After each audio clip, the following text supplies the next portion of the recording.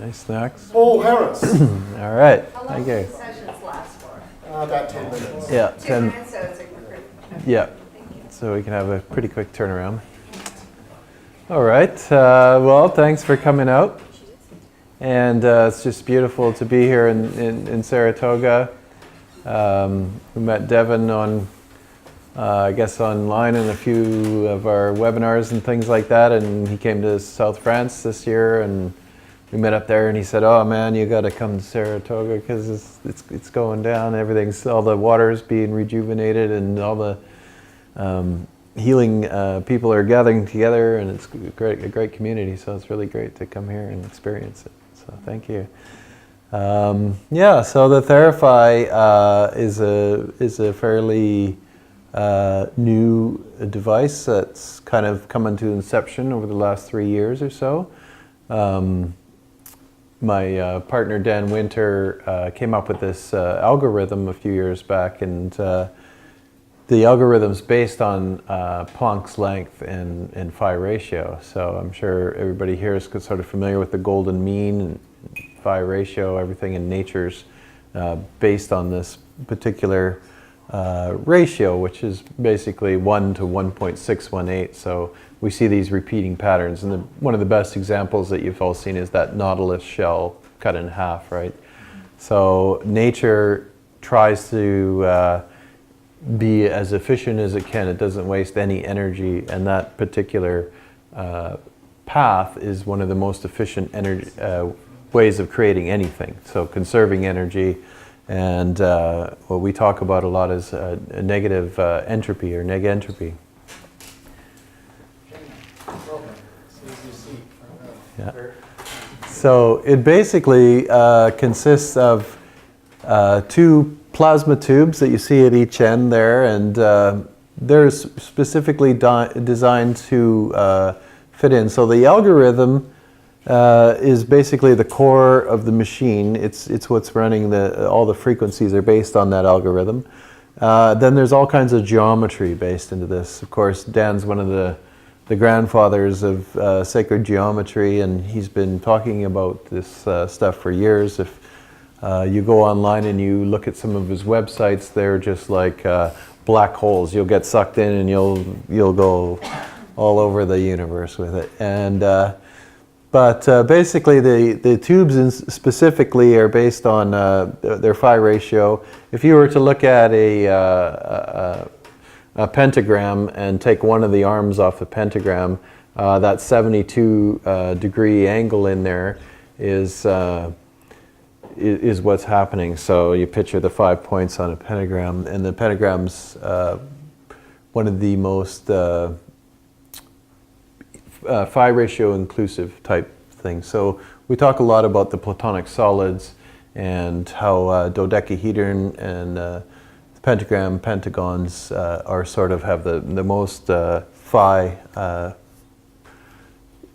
ratio included in that particular shape. And so in particularly the Russians did a lot of work with these elongated pyramids. You'll hear them as Russian pyramids or Nubian pyramids that include the same angles, and they put them out in the fields, and wherever there's an agricultural area, they kind of built some really huge ones, and they found that it increased the yield of their crops. They were putting water in there, and the water doesn't quite freeze even when it's below 0. They started taking that water and they used it for healing. They were giving premature babies who had like a 5% survival rate. They would take 1 cc of that water and give it to the babies every day, and they ended up with 100% survival rate. So there's all kinds of literature out there on what the Russians were doing with that particular shape. And what they're doing is they're taking plasma and they're spinning it. And so one side is spinning clockwise and the other side is spinning counterclockwise. So it's utilizing this concept of spintronics or torsion fields, and it's actually creating a twist in the ether. In order to understand a lot of the things that are integrated into the Theraphi, we have to go back to earlier electrical engineering and earlier science around the turn of the century.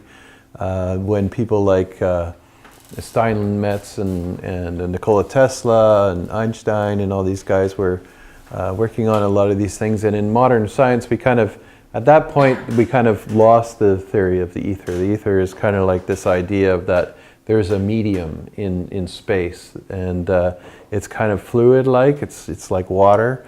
So basically, what's happening is this idea of torsion is anytime you can stress that space, time and space. You're really stressing time and space, and you do it by creating these twisted fields, which is what we're doing with the Theraphi. And so about 3 years ago now, we kind of put it out there as more just an experimental research device.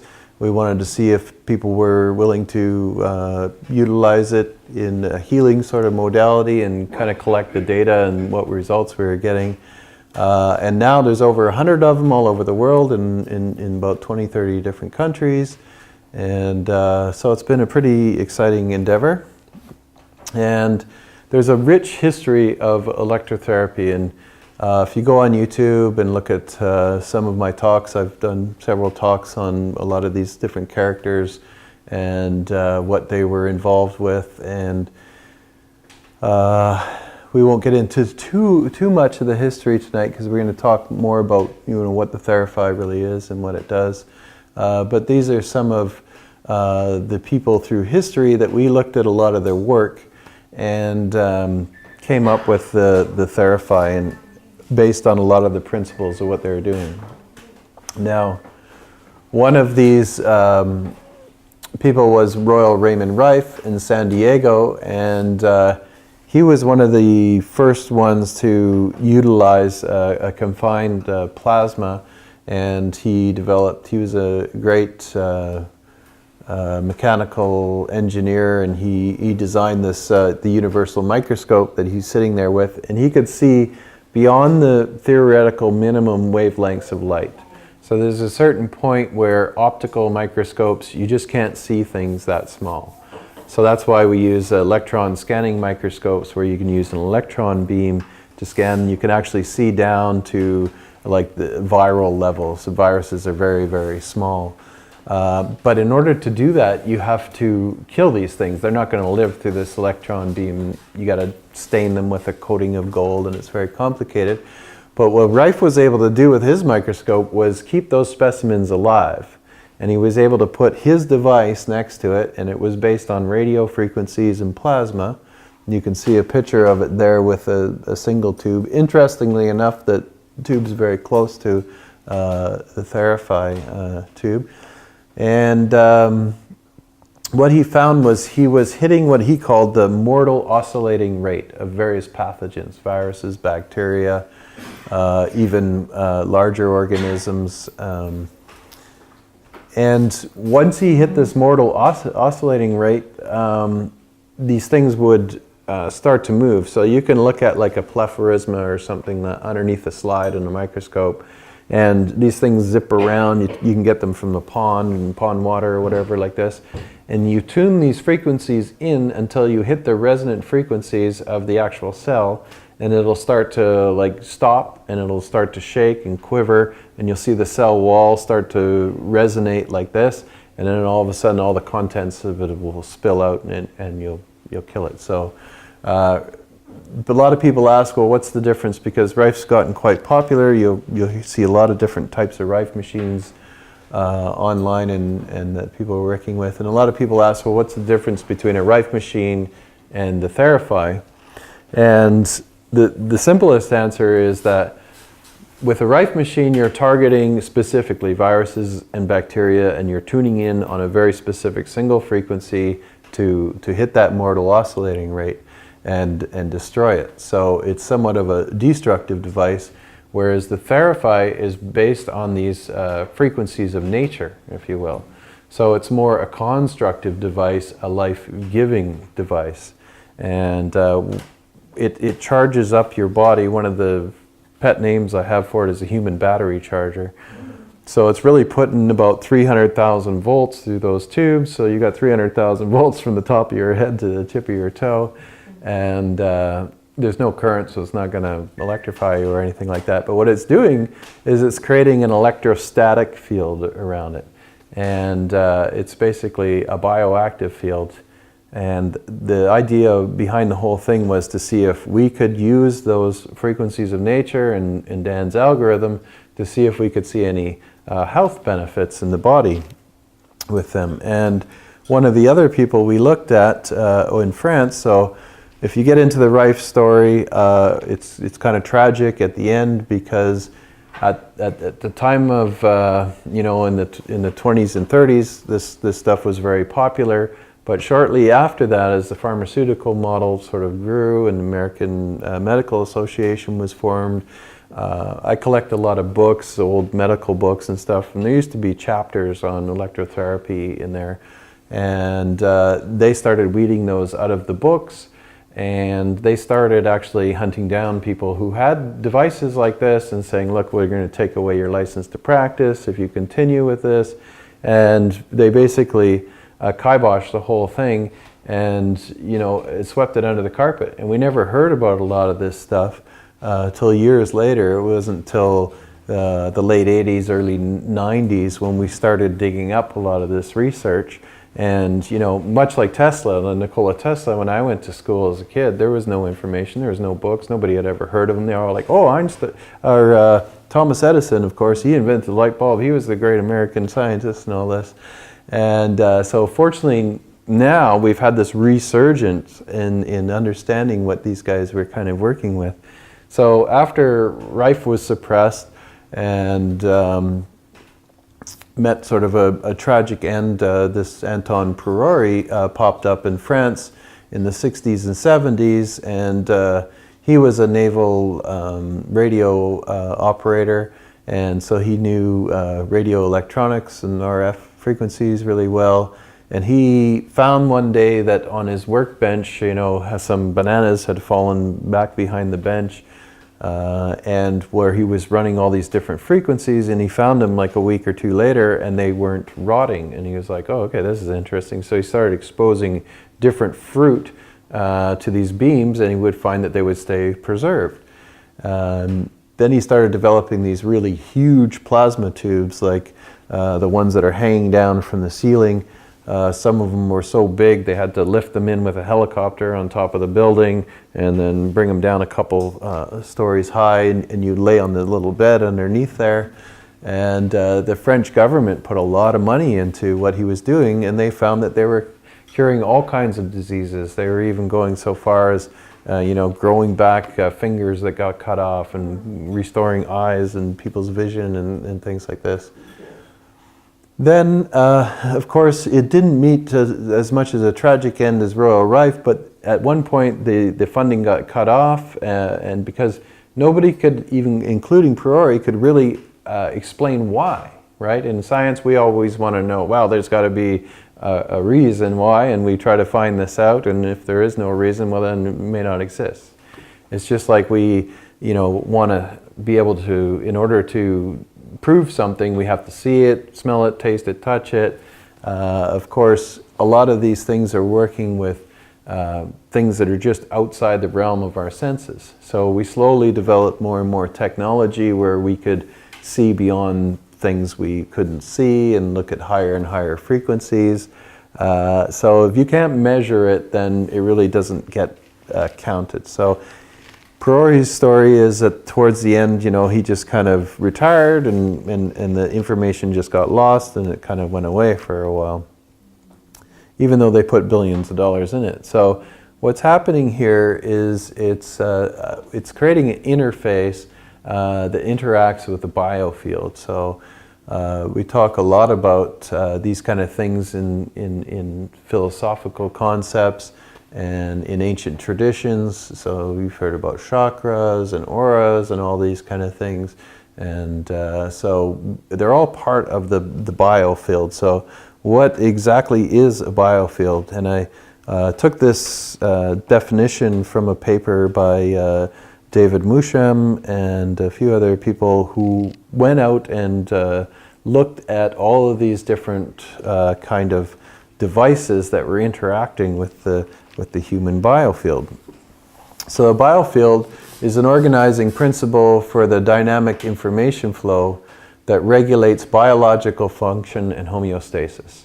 So homeostasis is maintaining the balance in the body, because really what the body's doing all the time is balancing everything. So your environment is continuously changing, and as an organism you basically have to keep it supplied with all the nutrients it needs, and you also have to eliminate the waste. And there's a real fine line and a fine balance. And we know today that we're more and more we're being bombarded by external influences. We've created, hundreds of thousands, if not millions, of different chemical compounds that never really existed until recently. And we've started driving cars and putting pollution into the air. So we're really affected by a lot of things we haven't experienced before.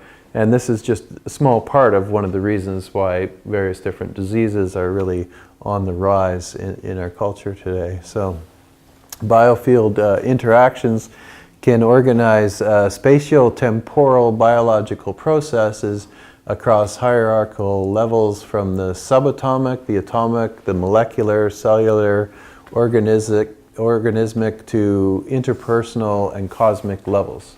So we see this thing as what the ancient alchemists were saying, something like, as it is above, so it is below, and as it is below, so it is above, because everything we see in nature is somewhat fractal and recursive. So these patterns repeat themselves, and they're interfolded. So, if you zoom out into the cosmos and you look at the galaxy, you see the spiraling arms on the galaxy, and then you look at a substrate that's been able to take a picture of a subatomic particle at CERN or something like this, and we see the exact same patterns. And a lot of times we see those spirals, like the golden mean spiral again. Everything in the universe, there's no such thing as a straight line. Everything is constantly spinning, and everything moves in curves. And so this biofield interactive devices influence a variety of biological pathways, including the biochemical, neurological, cellular processes. They're related to electromagnetism and correlated to quantum information flow. And so in quantum mechanics, which is part of the algorithm that Dan used in this, we use this Planck's length, and Planck is basically one of the shortest units of measure. It's a very, very small thing. So we use it to look at very small things like the orbital shells on an atom itself. And so it all ties into what the actual field is with the Theraphi. And we achieve this through various different means that we'll talk about tonight. And the main key to the whole thing is basically to increase the life force or vitality. And we've seen this in various different cultures. Everybody has different words for it. So in China, they would call it qi. In India, they would call it prana. The Hebrews called it ruach. The Egyptians called it the akah. And basically we achieved this gathering of this energy through breathing, meditation, high quality food, natural plants, herbs, and just through living a holistic, pure life and loving, laughter, passion. All these things build up this vitality. So much so that in avatars and masters like the Buddha, you see the pictures of him with a big glowing halo around his head, or you look at various different paintings of all the saints and people like Jesus and that, and they have this halo because they were able to accumulate enough of this energy, which is really light. It's like a photonic emissions is what's happening when you see somebody like this, and this ties into auras and all these things. So some people are more and more sensitive to it, but what's interesting, one of the first phenomenons we've seen with the Theraphi, we were in a room doing one of the first presentations, and they wanted to dim the lights, and so it was quite dark in there, and we had about 20 people in there or so, and some of these people were healers and had good vision and things like this, but some weren't. Some were just lay people off the street, and if somebody's looking at the person on the table and they go, oh, look at their aura has like this big purple sort of glow around their left shoulder, and other people are like, oh yeah, wow, I can see that. I don't see auras, what the heck am I seeing here, you know? So because we're increasing that charge around the body, even people that weren't normally able to see auras could see it. So this idea of accumulating this life force has a lot to do with photons. So we utilize the photonic emissions from the tubes. And in these type of electromedical devices, they classified them in that paper that I referenced earlier as such. So you have electromagnetic frequencies of light, heat, so like infrared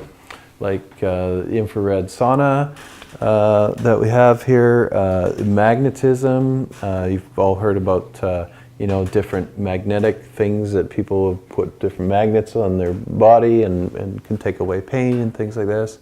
There's non-thermal electromagnetic frequencies, just electrical current in itself. There's a lot of Rife machines that kind of spun out of what Rife was doing. And even before Rife, they had these handheld kind of zappers, like the Hilda Clark popularized that in her book, right? So just running straight electrical currents through the body, vibration and sound healing with crystal bowls, these kind of things. Then there's just purely physical and mechanical type things. And this is a good one, is intentionality and non-locality. So really what we're talking about here is just having somebody who's a healer, and just through intention and how much you can do with just intention alone. And because we're here in Saratoga and we did this beautiful tour today with all the springs and everything, we talked a lot about how you can, with intention, influence water. And the non-locality aspect of it is that you can have this, what Einstein called like a spooky action at a distance. And he called it spooky because he didn't really understand how it was working, but we can see now how a lot of these things can be done remotely. And then gas and plasma. And what the Theraphi is really doing, it's incorporating most all of these different modalities. So it's kind of everything all rolled into one. And when you get down to it and you look at everything around us, this is all purely electrical phenomenon. When you get down to the core of biology, physics, or chemistry, it's all about charge. And there's a great project called the Thunderbolts Project, and we basically live in this electric universe, and that's what they talk about a lot. You can Google that. And how I was saying earlier about how everything's fractal and recursive, you can look, you know, down at a microscopic scale to, like, the top picture on the right is neurons and how the neural paths work. And then you zoom way out and have a look at this computer simulation of the omniverse. Basically, this is like galaxies, or every galaxy is like a point of light on there. How it emulates the same patterns. And because 99% of the universe is plasma, 99% of the universe is also hydrogen. When we look on the bottom left here, is one of those, you know, round balls, the plasma spheres that you can put your hand on and play with the plasma. Basically, these light tubes that interconnect everything, you can see how they're all mirroring each other in these patterns. So everything is electrical. And the photonic emissions come from the electrical excitation of the outer shells of the atoms. Every time electrons jump on and off the atom, a photon is released, and that's where you see the light in different colors. Different elements all emit different wavelengths of light, and it's all a different frequency. So there's just this multitude of frequencies. that we're surrounded with. So everything's based on a frequency that is basically a certain vibration to it.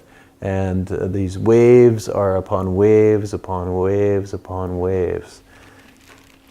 And we see this fractal nature all over the place. So we, even as humans, are emulating it unconsciously. So on the right, for instance, is a neuron, and on the left is a overhead picture of a city. So you see, we're emulating these same patterns on a bigger scale without even really realizing it. So that sort of computer simulated model of the omniverse on the left, and mycelium on the right. So you guys have probably all been walking in the forest, and you kick over a log and you see all that white fuzzy mat that's down there. Well, that's what we call fungi or mushrooms. And mushrooms are really just the sexual reproduction of that mycelium mat that basically encompasses the entire Earth. Like the mycelium is the internet of the planet, right? So all the communication is done through that. And there's a really intricate relationship. The ancient philosophers were saying, how everything is connected and we're all one. So now we can start to comprehend that through science, where, spirituality or religion and science at one time, in the ancient philosophers, that's where it all stemmed from. They were both philosophers and understood spiritual aspects, but they're also understanding the scientific principles. And there was people like the alchemists who came up with scientific method and started researching all these things. But it wasn't too long ago that they actually had a split, and sort of science went one way and religion and spirituality went another. But what's really great today is we're starting to, they're both starting to prove each other to be right, so it's coming back together into a unified whole. And we can do that by looking at something like the mycelium and how it ties everything together. The entire forest is all working together as one. And one of the silly things we've done as humans is we said, we wanted to make this agricultural idea where we just have monocrops. We've invented pesticides, fungicides, sterilize the soil, and thinking that, these bad funguses that are in the soil are affecting our crops and the insects are eating the crops. So we created all these genocidal products, and we've sprayed them on the fields. We've made monoculture crops. But now what we're realizing is that there's an intimate relationship there. The fungi, the bacteria, and all these things are all working together. The plants, basically make sugars, and through the mycorrhizal relationship in the roots, they're feeding little cupcakes to the fungi, and they like it, and they go out and they collect minerals and transport them back to the roots of the plant. So, we just never had any idea of how everything was so intricately working together. And hopefully now that we have an understanding of that, and our consciousness is starting to be aware of that, we can make some really great changes. So again, here's another interesting map of this is basically the internet on a global picture of the internet, and you can see it's repeating these same kind of patterns. Looks very much like the fungi, and so everything is fractal. We've come up with all kinds of algorithms. The original, when they first started talking about fractality and Mandelbrot and these guys, they came up with these basically these algorithms, and we didn't have computers there to run them very far, so you could write them out on a page and come up with these interesting patterns in the numbers. But a lot of people argued and said, there's really nothing to that, doesn't mean anything, it just is this endless thing that goes on and on forever. Then when we started modeling it on computers, we're like, holy smokes, we can make the branches on a tree, the hair on the back of a dog, the coastlines had lakes and lands. And so now we know this as, computer modeling and CGI, and nobody doubts it anymore, that it seems to be these underlying algorithms that are continuously repeating behind our thing. And even so far as there was paper that came out and said, well, it may just very well be that we are living inside of some kind of holographic computer simulation, right? And it's really hard to say, maybe, hard to say either way. So one of the concepts that, we talk about a lot in how the Theraphi is working, we're using a process called phase conjugation. And it's kind of a complicated topic, so I tried to simplify it so most people can, kind of grasp how it works. But it's basically a physical transformation of a wave field where the resulting field has a reverse propagation direction but keeps its amplitude and phases. Your body is, when you're laying on the so that's the two tubes that are doing the phase conjugation on the table, and your body actually becomes part of the circuit. So there's different components in a circuit, and one of them is a capacitor. So your body is basically like a capacitor in the secondary coupling of the circuit. So underneath that table is a sort of a medium-sized Tesla coil. So a lot of this technology is based on the work that Nikola Tesla was doing. When people came to visit his laboratories in Manhattan, and he saw the big blue sparks and all this, everybody walked out of there, you could smell the ozone in the air, it smelled like a fresh spring rain. And people would come out and go, wow, do I ever feel revitalized, almost like taking a bath in the springs here.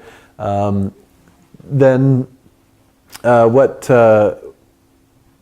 happening on the table is your body's part of that circuit, and your body becomes this, it's a nonlinear medium because you have different densities of tissues from your bones. So it creates what we call this phase conjugate mirror. And of course there's all these different densities, has a wide range of different frequencies. And so the other difference between a Rife machine and the Theraphi is the Rife machine would just have a single carrier wave, and then you would modulate it with a single frequency. And so the Theraphi is really a complex waveform based on Dan's algorithm that we're putting in there that produces a huge bandwidth of frequencies from 0.3 hertz up into the kilohertz range. And so your body gets converted into this pumped phase conjugate mirror that resonates with the Theraphi frequencies. And to visualize what a phase conjugate mirror is, because we use this in electronics and optical, especially in optics. So if you looked through a Coke bottle at a picture on the wall, you're going to see a distorted image. And if you had a regular mirror behind it, you would see twice this distorted image of your face.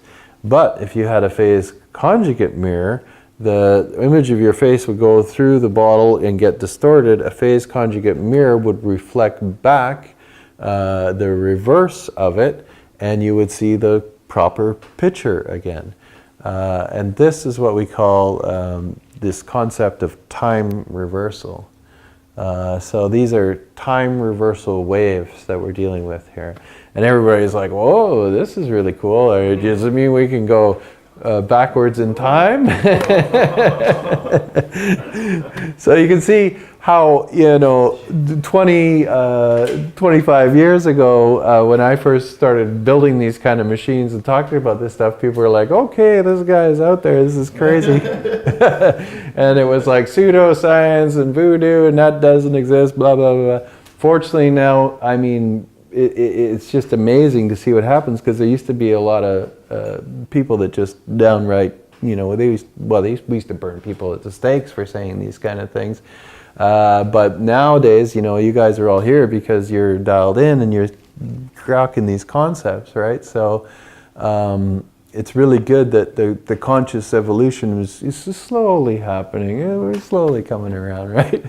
So this time reversal signal processing, we use it in optical fiber optics, let's say, in your fiber optic internet. for signal transmission. And whenever you transmit a signal for a long ways, it gets distorted. You get noise in the signal. So we use these time reversal waves to restore the signal back to being more coherent. And that's really what it comes down to. It doesn't mean you're going to go back to last week and pop out in your living room, but what it's going to do is restore order. And whenever you have these time reversal waves, what's really interesting about something biological is those time reversal waves will only restore something back to perfection. So something like metal, as it gets old and gets what we call in alchemy, it gets diseased and it gets rusty, well, you can use time reversal waves on the metal and the rust will go away, right? So it'll go back to a more coherent state. So this is what we're doing with your cells. Because all your cells and in your body, when you're born, you look at a newborn baby and you see everything is perfectly pristine. So all your cells start out, very pristine. And so when we utilize these time reversal waves, they go back to being healthy again, even though they've been corrupted through various different means. So a time reversal mirror is a device that focuses the time reversal waves, as in phase conjugation. Time reversal mirrors that we've been known and used for decades in optical domain and in sound. And we are using this time reversal method in the Theraphi to help the cells basically restore themselves back to the most coherent state. And we've done a lot of work with water because when everybody's heard the stories about when you're born, you have really pristine water in you, and the numbers are out there from 70 to 90% water. And then as you age, you lose that water, and the water becomes corrupted, and you shrivel up, and you basically turn to stone, and you become more alkaline, and eventually you die. So what part of the process that we use to create this is these time reversal waves, and I have a little video here showing it, but we can do a live demonstration at the end of this next session, and I'll skip this slide so we can show you in a second how that works. And we're basically utilizing plasma through this, because we talk about how we're creating these longitudinal waves, and plasma is one of the mediums that we use to create these longitudinal waves. So what's happening within those tubes is a certain type of plasma that's specially excited by the circuit, and this has been used in various different technologies, as well as phase conjugation has been used in a lot of technologies. Of course, anything that works really well can be used for good constructive purposes or destructive purposes. So like a hammer, you can build a house with it, or you can whack somebody on the head with it, right? So the military and the Navy has always found ways to weaponize these things, and they have done this with phase conjugation and these kind of things. So this is a paper written on these stealth antennas, because when you have an antenna and you're transmitting a signal, if it's just a wire antenna, as soon as you turn off your transmitter, you can still be located by the enemy. Let's say if they put out the same frequencies that resonated with your antenna, they'll get a blip on the radar kind of thing. They're like, oh, there they are. But the plasma basically can be, because it turns into an electrically conductive medium, you can create an antenna out of it, which is basically what's happening in the Theraphi.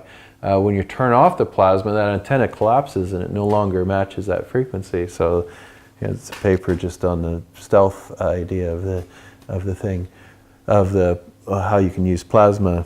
So in this case, what we're doing is we're creating these rotating fields, as in torsion fields, within the plasma. And this is a video showing the fields or the plasma slowed down. You can do a few tweaks to get it to go like this. So each of these electrodes is spinning in a certain direction, and those spins are being braided together. So the whole tube itself is spinning. At one end it's spinning clockwise, and the other end is spinning counterclockwise. And this is how we create this twist in the ether to create this stress on the medium in between the tubes. And when you're in there, this is basically how we're influencing the body with the bioactive field.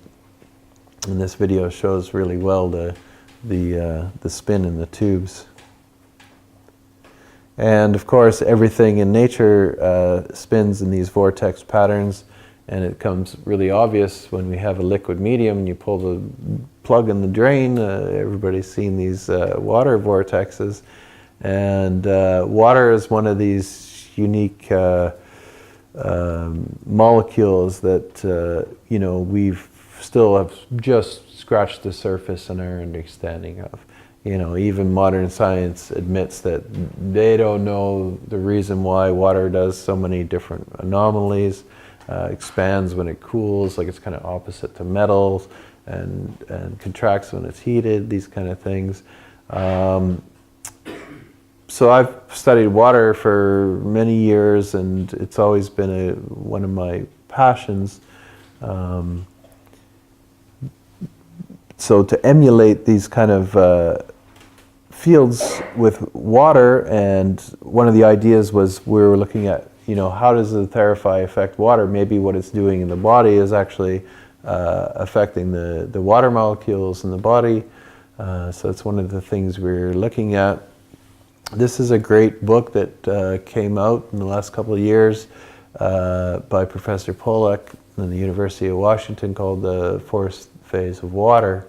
And for the longest time, there was a lot of just unknown questions about water, which amazingly he kind of puts together and explains a lot of phenomenon of the water phenomenon in this book. So we also have a researcher, Dr. Glenn Ryan, who's a biochemist and one of the world's experts on water study as well as DNA. He's a biochemist and senior researcher, been involved with a lot of product development for various different companies.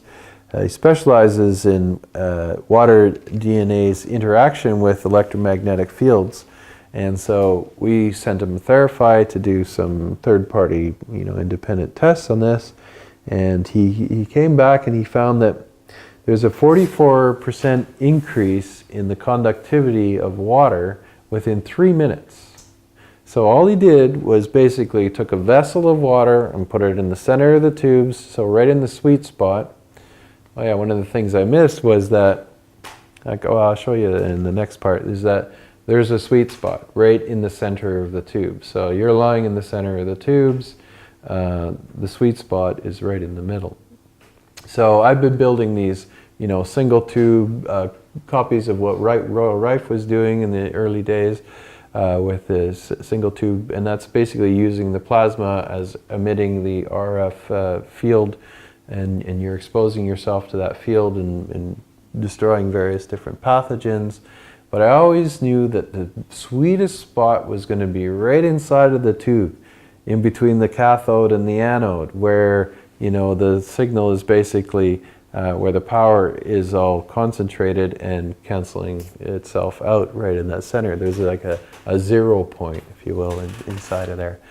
So I always thought, well, how do you get somebody right into that 0 point? One of the original things I wanted to do was make a massive plasma tube like Anton Perori was doing, more like an MRI machine, so you could actually slide somebody right into the center of the tube, right? So after a lot of tinkering and realizing the ridiculous expense and how it wouldn't be very easily to move this thing around or anything like that, that it would be. I came up with this idea of utilizing the two tubes to create the phase conjugation and get somebody right in the center there. So when Glenn said that he found this increase in electrical conductivity, he said, well, you know what that means? I was like, well, that's pretty good because it's going to, give everything make everything work more efficiently in your body. It means it's going to increase cellular respiration and absorption and elimination of waste. And he goes, yeah, well, not only that, there's tons of documentation that shows that genetic repair is way better. The more electrically conductive the water is in the body, the better your DNA has the ability to heal itself. Because your DNA is continuously getting corrupted all the time, We're just getting, pinged by cosmic radiation and various other things we do. Everything that happens to the DNA is like picking off little bits, codons of the genetic material, and it gets corrupted. And then through transcriptase, it unwinds, and when it copies itself to make the next cell, it repeats the pattern. So there's a reason why you have a scar on your hand, is because it got that initial cut. And then when the new cells come, they just repeated the pattern. So these cells are continuously repeating the pattern. So it's the same thing with the DNA. And it slowly gets more and more corrupted. And once it gets corrupted to a certain point, then boom, you have cancer or whatever that the elements are. So that's pretty exciting. So what I'll do now is they're just finishing up in between people. If you give me 1 second in between your session, I'll give you a live demonstration. Because a lot of people say, well, geez, it's really hard to grok a lot of these concepts, and what exactly is this longitudinal wave? Because we talk a lot about it. And so in standard electricity, you've all seen the classic waveform, sine wave that moves up and down like this. There's a lot of different waves, but those are all electromagnetic.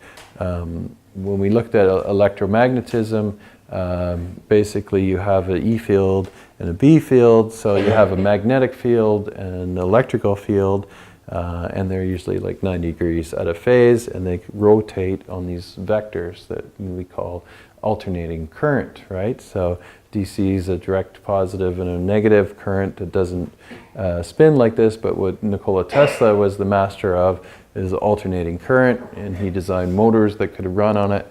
And this is where him and Thomas Edison clash, right? Because Edison was like, no, DC, we're going to run New York and we're going to run the whole world on DC. But when you look at a DC path and you have lights on let's say street lights, well, the first light at the beginning of the path is going to be brighter. And I'm sure Devin knows you can't run the DC off your solar panels for like 500 feet or a mile down the road because they're going to go down. So you've got to convert that into AC, and then you can do the transmission lines as Tesla was doing. So a longitudinal wave is different than that. It doesn't cycle like that. It's basically a pressure wave. So sound travels through longitudinally. So my vocal cords are basically resonating the air, and the air moves this pressure wave that goes to your ear. The cilia inside of your ears, the little hairs, they vibrate like this. They send a message to the neurons, goes to your brain, and you hear my voice. What a complicated thing, and leaves a lot of room for misinterpretation from my voice to hear, right? So to get an idea of the longitudinal waves, we can show you in a live demonstration. If you just turn and have a look over here. So the other thing that people have always been talking about is Tesla's concept of wireless electricity and power transmission as well, right? So this we can kind of do this demonstration and show all of these things. So everything, remember we talked about frequencies, and one of the key things to a Tesla coil is it's all about resonance. You have to hit this very specific resonance. Even though I'm driving a lot of power out of this amplifier, if it's out of tune, you get nothing. And so once you achieve this certain resonance, then all of a sudden everything goes into harmonics and everything starts to light up. So you picture it like the best way to look at how we fire up a Tesla coil is little pressure waves, little pushes. So if you have a child on a swing at the playground, you all know that, you know, you got to take a lot of energy to get them going. You push the swing, and once you start swinging back and forth like a pendulum, then you just have to stand back and give a little bit of pressure, right? That's how a Tesla coil works. It's basically just hitting it at the right time. It's all about timing, and you just hit the little pulse, little pulse, little pulse. And you know you can't run in and stop them right at the bottom, because the amount of inertia that's built up and the force there is going to knock you backwards, right? So when you can discharge a plasma in this sense and have that happen too. But so once we get everything pulsing and the swing's running really good, we start to create this electrostatic field around the thing. So the coil is basically sitting underneath here, and if I go down towards the coil with this, you might see it from here. Maybe I'm trying to get it from the front here. Then all of a sudden we can light up the tube, and of course there's no wires here. In fact, this tube can be burnt out just to light up. It can be inside the package. I've done this several times where I bring in a box of light bulbs and I do some shows with kids in the classroom, and I say, oh, you know, these are old burnt out tubes that I've got inside of this box, and I don't know if they're going to work anymore. I bring the whole box over to a really large Tesla coil, and of course they light up inside the box. I'm like, oh look, it's already going here. You pull it out. It's a lot of fun. But you can see that there's a null point in the center. So this 0 point right at the center is where all the magic happens. Because the way we're running these tubes, you got to picture like 2 buckets of water that are sloshing back and forth. And what's happening is these waves cancel each other out. And plasma is the perfect medium for transmitting these longitudinal waves that we're setting up here. And what you're seeing here in these little standing waves and these harmonic nodes is longitudinal waves. So you can see the longitudinal component moving through the plasma. So right at the center, when you're lying on the table, you become part of the circuit. And if we can see it, it's a little bit tricky to see here. You can see that there's a null point right at the center where the waves appear to be coming from, depending on, and the funny thing about this is it varies, and sometimes depending on the speed, and you look at it with the camera, today they appear to be going outwards a bit, but oftentimes they're going center. But you can see that they come from the center point, or they converge at the center point, because they're really going both ways. Let's see if I can get it a little more obvious, maybe out here a bit. Yeah, there you go. And they're quite fast right now. Let's see if I can tweak them up a bit. There we go. Yeah, so now you see the center, right? So you say they're going both ways, and in that center point, what is actually happening? Right, so now the waves are collapsing. So if anybody's seen Dan's talks, he talks a lot about the pine cones kissing, right? So those waves, they lose amplitude as they get closer together, and so they're like a twisting, rotating waves where it's an acceleration of charge. The charge is speeding up as it gets smaller and smaller and smaller and tighter, and it eventually pops into that longitudinal component. And this is also what they talk about when they say scalar waves, scalar field. When those 2 longitudinal waves meet, cancel each other out, boom, the scalar potential is set up. So it's a field effect. And so when you're laying on the table, that happens to be right at your Dan chin or your hara point. So right at the center of your body is where that charge collapse happens, and boom, this is basically the essence of how the Theraphi works. Boom, it's a party. Yeah, and it's a party. So the center of creation. The center of creation is all here. Sex. Yeah, right here, right now, exactly. So you can go into Kundalini, or, you know, all these kind of concepts, and this is exactly what's happening. So, It is. yeah, it's a beautiful thing. And that then you have access to the wormhole. All things are there. So we try and utilize it in this case for your body and restoring vitality. But there's a whole lot of other things that are going to come out of this whole project.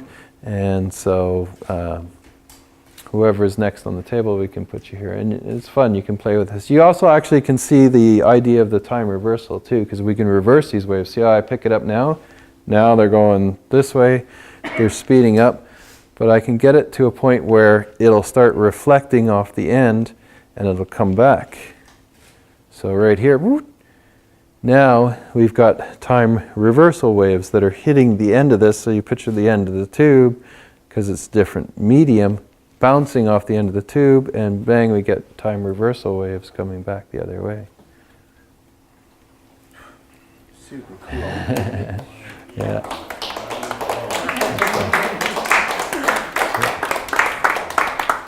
So now we're going to take it to a whole nother level.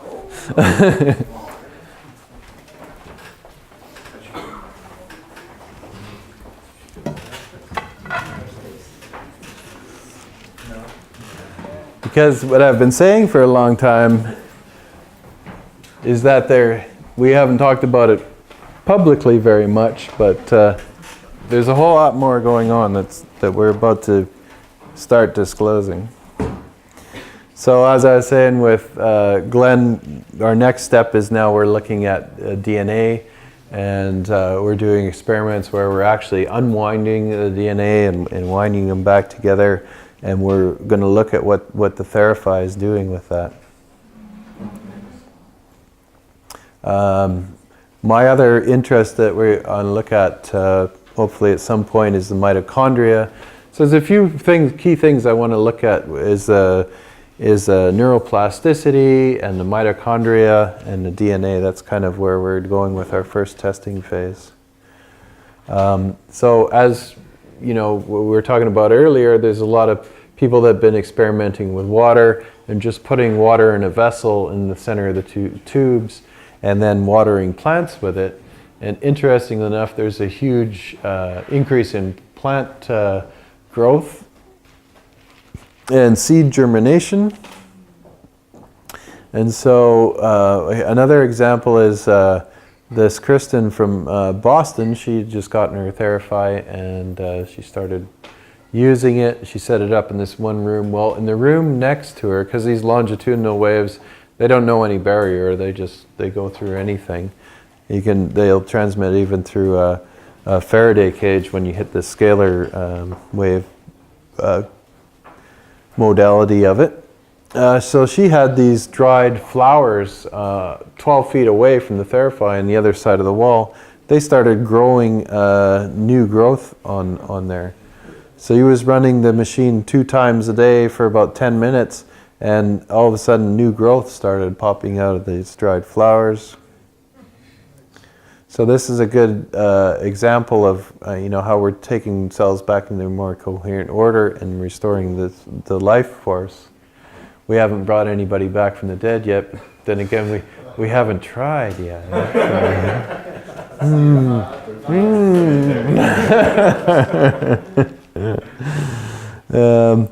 So the next big announcement that we just announced last week is the Aquify is an add-on to the Theraphi. So we can unplug the tubes and we create this Schauberger type vortex combined with the Tesla kind of concepts with this toroidal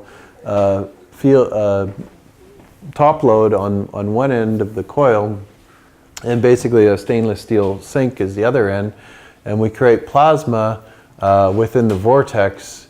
And there's a bunch of research papers coming out lately. This is one of the hottest topics, is this idea of plasma activated water.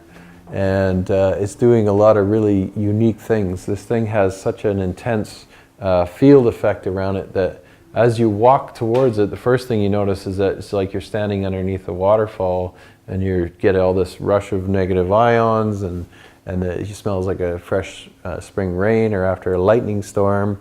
And one of the things that lightning does in the ground when it strikes the ground is it fixes the nitrogen, and you get this plume of mushrooms will grow in a circle around where the lightning struck. So what the air, the main constituent of what's in the air is nitrogen, and what's happening here with the plasma activated water is it's taking the nitrogen from the air and fixing it in the water.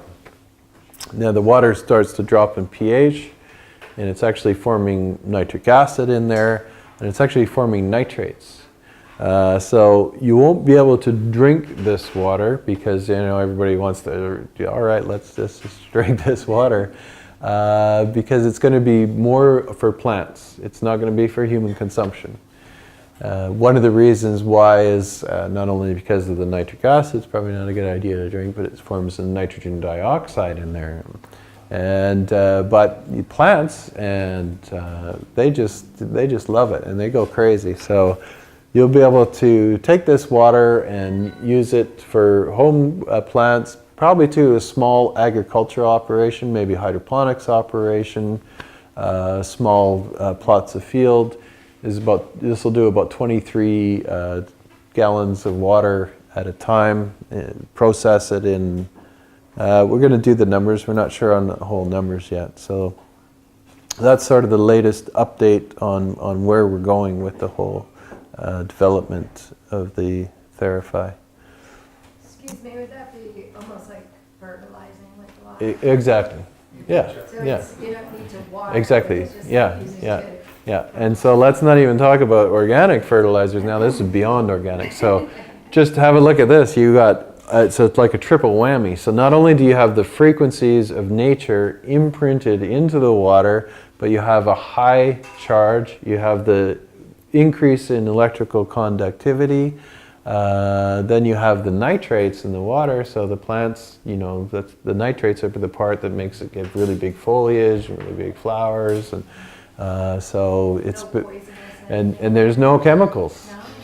No? Yeah, and we can talk about what this does to different chemicals when the camera's not rolling, but there's some really interesting stuff that's going to happen.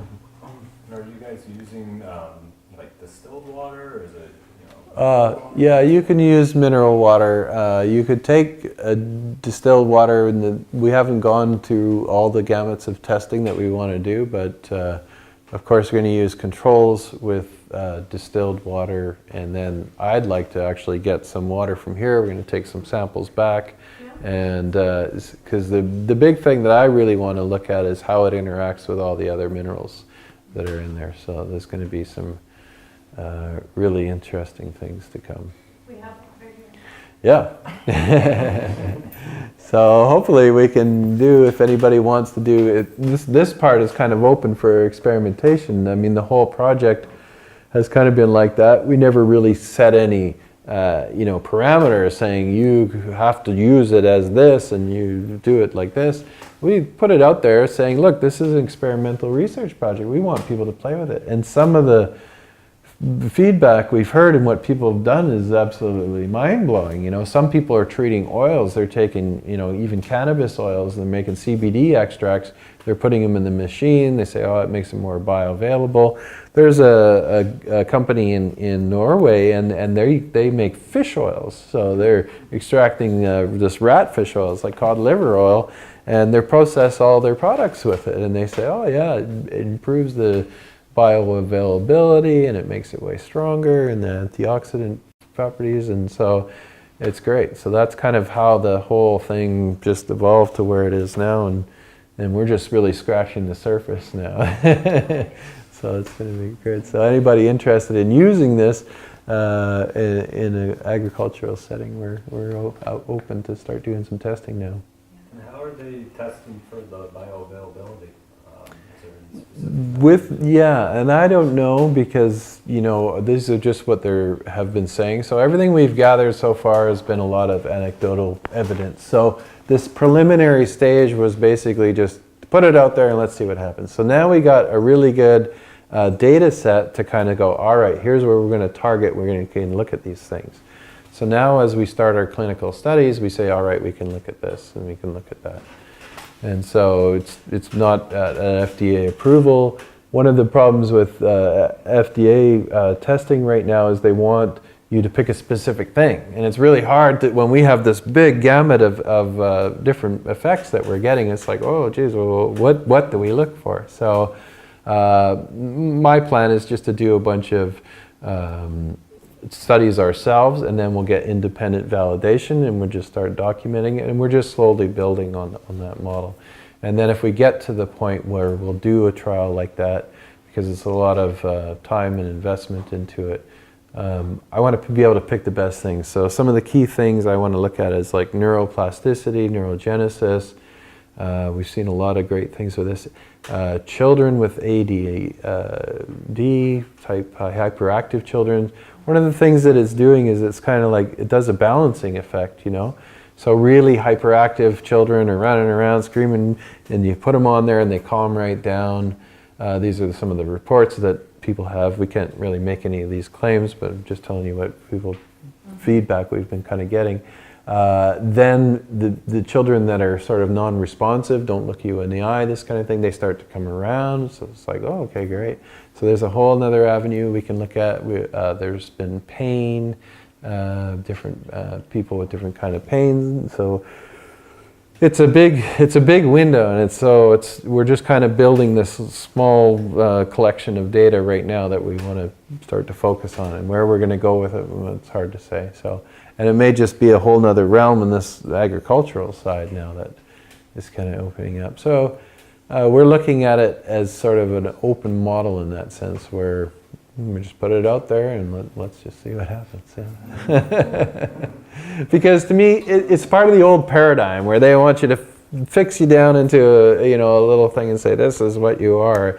And this is one of our problems with academia and these kind of things. Everybody's specialized. Well, I am just this type of researcher, wherever you go, whatever. So we've kind of put our blinders on, where in the early days, people were more polymaths, and they were just, had a wide variety of topics, and that's kind of what I am. I'm very eclectic. I'm into anything and everything, and will gather as much information, experiment with as many different things.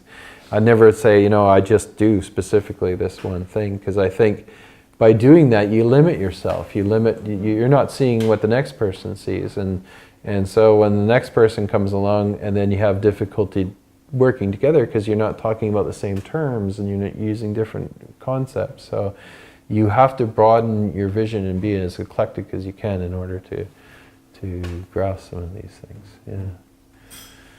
May I ask a question? Sure, yeah. So from your experience so far, what would you like to see it do first? Like the water to nutrient, the food to take poison? Yeah. Well, I'm just going to take a more. Yeah. What would we like to see it do first? In your experience. Yeah. Yeah. How would it create the most amount of change, I guess? Right. In your experience. Well, that's a good way of summing it up. How does it create the most amount of change?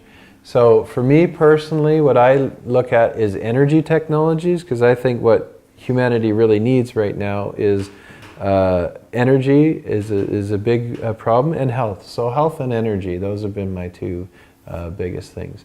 Of course, there's a whole lot of other things that come from it.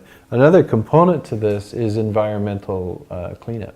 So I think through these technologies, it takes a lot of energy to clean up a lot of the mess we've made by making energy. For instance, oil and gas and burning petroleum fuels as transportation fuels is probably one of the dumbest things we've ever done, and we got a lot of cleanup to make. So we now know we're moving away from that. So I'm thinking of environmental impact, energy, and health, right? Yeah. So that's kind of where we're going with it all. Yeah. So that's about it, unless there's any other questions. Yeah. Is this being used in any health spas at all at this point? Or? Yeah, so that map that I showed, not all of them are. There's some private ones. There's a lot of private clinics, but there's a few spas. Near here, I think there's a spa in Manhattan. Well, up on there's a flyer here. Yeah. With the website verify.tech, and there's a locations tab, and we have most of the locations around the world. Yeah. And as Paul says, some people just buy it for themselves, and buy it, or groups of family get together and buy it.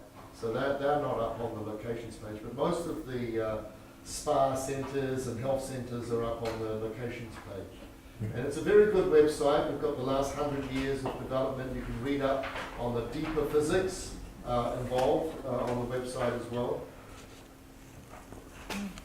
Imagine Yeah. what do these systems cost at this point? I imagine there being very few of them being manufactured. Yeah, at this point. they're all made by hand, and it's been very expensive, and they're very expensive materials and that, and we can talk about that afterwards too. Yeah. I imagine there's some training involved that you need Yep. to learn how to work. Yeah, exactly. And there's like, we do have a protocol for the operators and that too. And it's not hard, but there's definitely some key things that you have to be aware of. Yeah. Does it require any special like outlets, power, or anything like that? No, it runs off a general thing. Some people put, surge protectors or whatever on their power, but no, it'll plug in. It's quite portable. Yeah. This one's been around the world. We've hauled this particular unit around the world, that's for sure. Yeah. Is there any kind of partnership you set up with people to do some of the experimentation you're looking to corroborate? With? Yeah, exactly. And exactly. And that's why I say, as part of the agreement that we have, when you get it, and that's part of us, because we want to gather data. So that's our interest right now. So we give you a bit of a break if you want to gather a lot of the data and just send us reports. And it's not a big thing, even just collecting observations and things that have happened in that. So yeah. Great. Well, thanks everybody for coming. That's been great. Yeah.